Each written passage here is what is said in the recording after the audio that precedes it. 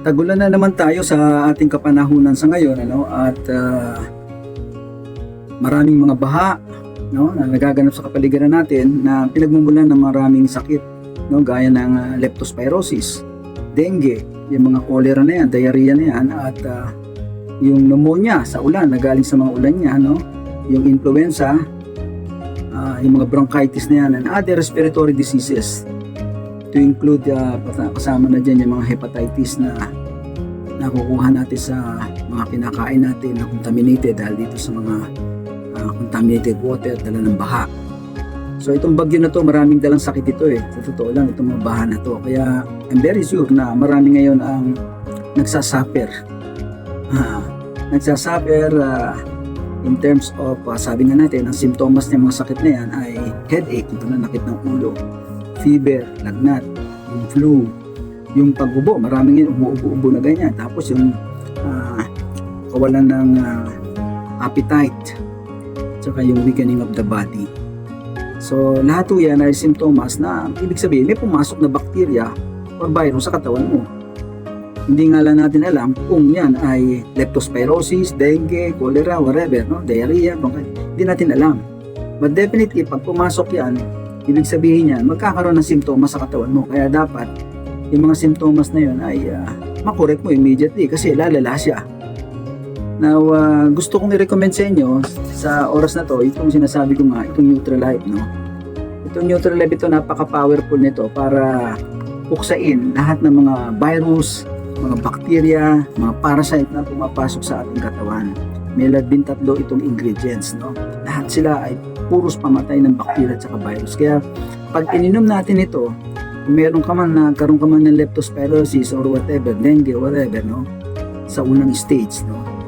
Na ang simptomas ay mga lagnat, trangkaso, etc., pananakit ng katawan, uminom ka na kagad nito.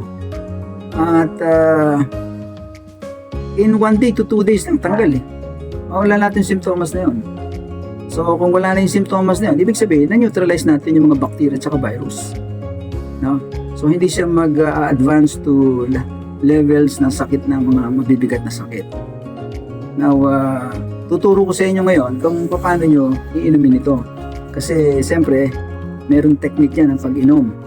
Ito, proven ko nito for many years, since 2006, kaya alam ko. And I'm recommending it to you. Kasi nga, alam ko may problema. At sa nangyayari sa ating baha na matindi na, at marami pa, dadala pa yung baha na yan, ha? Kasi ito yung man talaga ng pagbaha, tag-ulan, tag-bagyo. So, meron tayong protection. The slightest symptoms, uminom kaagad tayo ng Nutrilite. Ang pag-inom po nito, 2 tablespoon.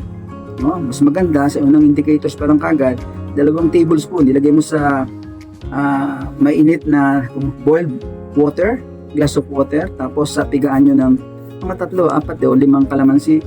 And then mix it together. And then drink it. Mas maganda kung empty stomach. Early in the morning, minom kayo niyan. Walang laman ng tiyan. Then after makakasumpong kayo ng kaginhawahan, pag hindi pa rin dagdagan niyo pa uli sa maybe 2 pa uli sa lunch, no? Or another 2 before sleeping at night. So given that, makikita nyo the next day wala na yung mga simptomas na yan, maginhawa na pangangatawan ninyo. So i-demonstrate ko sa inyo ngayon kung paano pag-inom nito, no? Okay?